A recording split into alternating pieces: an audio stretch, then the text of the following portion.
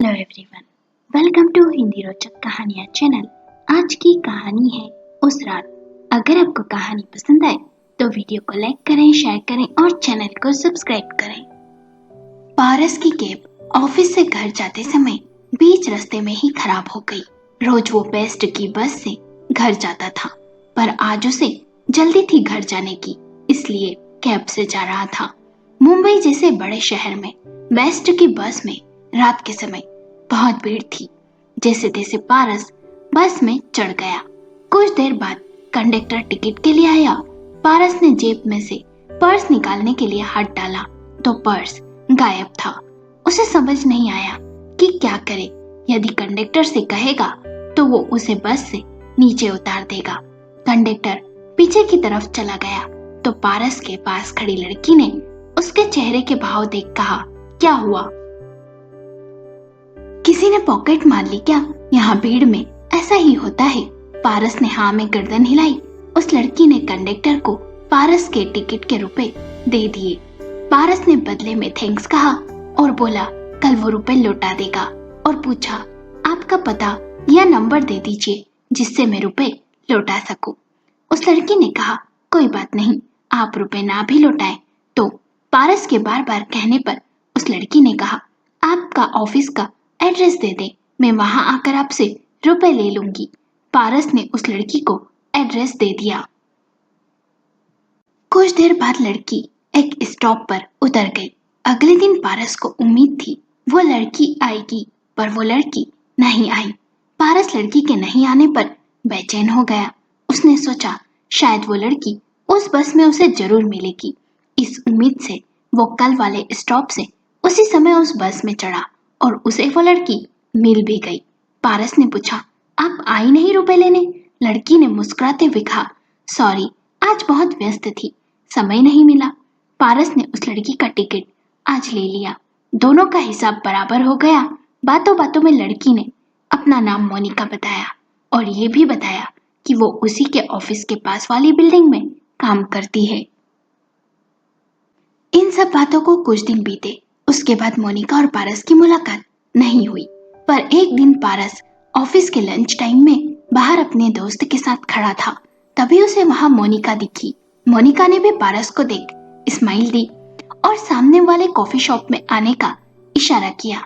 पारस coffee shop में चला गया। वहां दोनों बैठ बातें करने लगे। पारस ने मोनिका को बताया कि कुछ दिनों पहले ही उसने नई कंपनी ज्वाइन की है। वो बेंगलोर से मुंबई शिफ्ट हुआ है। उसके घर में उसकी पत्नी और 2 साल का बेटा भी है। मोनिका ने बताया वो यहाँ अकेली रहती है। दोनों ने बहुत देर बातें की, फिर अपना मोबाइल नंबर एक दूसरे को दिया और फिर चले गए। दोनों में ऑनलाइन चैटिंग का सिलसिला शुरू हो गया। अब दोनों रोज मिलने लगे। दोनों को मिलते मिलते 2 महीने बीत चुके थे। उस दिन मोनिका का जन्मदिन था। उसने पारस को अपने घर आने को कहा। पारस उत्सुक था पार्टी में जाने के लिए। जब पारस मोनिका के घर गया तो घर देख हैरान हो गया। बहुत ही आलीशान घर था, पर कोई भी गेस्ट नहीं था। पारस ने हैरानी से कहा ये क्या पार्टी रखी पर किसी को बुलाया नहीं? मोनिका ने कहा मेरा कोई दोस्त नहीं तुम्हारे अलावा। पारस ने पूछा और तुम्हारी फैमिली? मोनिका ने कोई जवाब नहीं दिया। उसके बाद पारस ने मोनिका को गिफ्ट दिया। दोनों ने केक काटा, डिनर किया। डिनर करने के बाद मोनिका ने पारस को बताया मैंने इतना एंजॉय किसी के साथ नहीं किया सच में, पर मैं तुम्हें अंधेरे में नहीं रखना चाहती, कुछ बताना चाहती हूँ। हम अपनी जिंदगी में एक नकाब ओढ़े रहते हैं। यह ऊपर का जो चेहरा है ना, यह सबको दिखता है, पर जो चेहरा अंदर है उसे कोई दूसरा नहीं देख पाता। तुम सोच रहे होंगे कि मैं कैसी बहकी बहकी बातें कर रही हूँ ना पारस, पर मैंने तुम्हारे अंदर एक सच्चा इंसान, एक सच्चा दोस्त देखा है जो जिस्म नहीं दिल देखता है, और इस दोस्त से मैं कभी भी कुछ छिपा कर नहीं रखना चाहती हूँ। तुम मेरी नौकरी के बारे में पूछते थे ना, मैंने तुमसे झूठ कहा था। मैं एक कॉल गर्ल हूँ। इतना कहकर मोनिका चुप हो गई। यह सुन पारस को झटका सा लगा। वो कुछ नहीं बोला। मोनिका ने कहा मेरे पिताजी गांव में मजदूरी का काम करते थे। मेरी माँ घर संभालती थी जब मैं 13 साल की थी। एक दिन पिताजी शहर गए पर वे लौटे ही नहीं। माँ और मैंने उन्हें बहुत ढूंढा बाद में पुलिस को उनका शव मिला। उनकी मौत कैसे हुई पता नहीं। माँ और मैं गाँव आ गए। माँ अजीब सा बर्ताव करने लगी थी। फिर हम हमारे चाचा के यहाँ रहने चले गए। कुछ दिनों में माँ भी चल बसी। 2 साल चाचा ने रखा, पर चाचा चाची बहुत जुल्म करते थे। एक दिन चाचा मुझे शहर ले गए और वहां मुझे एक आदमी को बेच दिया। उस आदमी ने कई सालों तक मुझे अपने साथ रखा, सारे तौर तरीके, इंग्लिश सब सिखाई। उसके बड़े बड़े क्लाइंट थे। मेरे साथ और भी लड़कियां थी। वो हमें विदेश भी भेजता था। मैंने बहुत पैसा कमाया, बहुत संबंध भी बनाए, लेकिन रिश्ता नहीं कमा सकी। मैं कोई ऐसा शख्स चाहती थी जिसे मैं खुलकर अपनी भावनाएं साझा कर सकूं, पर हर किसी की नजरें मेरे जिस्म से होकर गुजरती थी। और यही वजह थी कि मैं तुम्हारे अंदर की सच्चाई देख मैं खुद तुम्हारी दोस्ती को उतावली थी। पर मुझे यह मंजूर नहीं हो रहा था कि मैं अपने दोस्त को अंधेरे में रखूं। कहकर उसने पारस को सवालिया नजरों से देखा। पारस को यह सुन सब बहुत बुरा लगा। उसने कहा, जो हुआ तुम्हारी मजबूरी थी, उसमें तुम्हारी गलती नहीं, पर अब तुम ये सब छोड़ दो। मोनिका ने कहा, अब इस दलदल से बाहर निकलना मुमकिन नहीं। खैर छोड़ो, तुम दोस्ती तोड़ तो नहीं दोगे। पारस ने कहा, नहीं, कभी नहीं। बस मेरी पत्नी चारू को इस बारे में पता नहीं चलना चाहिए, क्योंकि वो इस दोस्ती को कभी नहीं समझेगी। मोनिका ने कहा, प्रॉमिस, कभी नहीं पता चलेगा उसे। मोनिका और पारस का मिलना जारी रहा। दोस्ती दिन पे दिन गहरी होती गई। एक दिन पारस उदास था। उसने बताया, उसे इस कंपनी में नौकरी करना जम नहीं रहा। काश कोई बड़ी कंपनी में नौकरी लग जाए। 3 दिन बाद उसे बड़ी कंपनी से इंटरव्यू का फोन आया और नौकरी लग गई। उसके पास मोनिका का फोन आया। मोनिका ने पूछा, अब तो खुश हो? पारस ने पूछा, ये सब तुमने किया, पर कैसे? मोनिका ने कहा, लोगों को खुश करके काम आसानी से करवा सकती हूँ, तो करवा दिया। पारस को बुरा भी लगा, वो खुश भी था। उस दिन से पारस के मन में मोनिका के लिए और इज्जत बढ़ गई। वह उसके लिए सच्चे दोस्त से बढ़कर साबित हुई। जब मोनिका को पता चला कि पारस ने बैंक से लोन ले रखा है, तो मोनिका ने तुरंत उसका लोन चुका दिया। पारस ने मना किया तो बोली कि दोस्ती के लिए इतना तो कर ही सकती हूँ। मोनिका और पारस की दोस्ती गहरी होती जा रही थी, पर एक दिन मोनिका की सुंदरता को देख पारस बहक गया। उस दिन मोनिका ने पारस को यह कह रोक दिया, मैंने तुम्हें कभी भी उस नजर से नहीं देखा, इसलिए आज के बाद प्लीज मेरे साथ ऐसा कभी करने की कोशिश मत करना। पारस ये सुन नाराज हो गया, पर मोनिका के समझाने पर समझ भी गया और घर चला गया। पर घर जाकर उसे अपनी गलती का पछतावा भी था और अपने इस अपराध के कारण वो हिम्मत ही नहीं कर पाया मोनिका से बात करने की। 2 दिन तक मोनिका और पारस की बात नहीं हुई। फिर पारस ने मोनिका को फोन भी लगाया, पर मोनिका ने फोन नहीं उठाया। रात को 11 बजे मोनिका का फोन आया। मोनिका का नंबर देख पारस कांप गया। पारस ने फोन रिसीव किया तो उधर से मोनिका का बड़ा धीमा स्वर सुनाई दिया, हेलो पारस, कैसे हो? नाराज हो ना? पारस ने देखा चारू और उसका बेटा टीवी देखने में मस्त है, तो वो बालकनी में गया और बोला, नहीं सॉरी, उस दिन के लिए मैं बहक गया था, पर अब ऐसा कभी नहीं होगा। उम्मीद है तुम मुझे माफ कर दोगी। मोनिका ने कहा, पारस तुम्हारी याद आ रही है, मैं तुम्हें अभी अपने पास देखना चाहती हूँ, क्या तुम आओगे?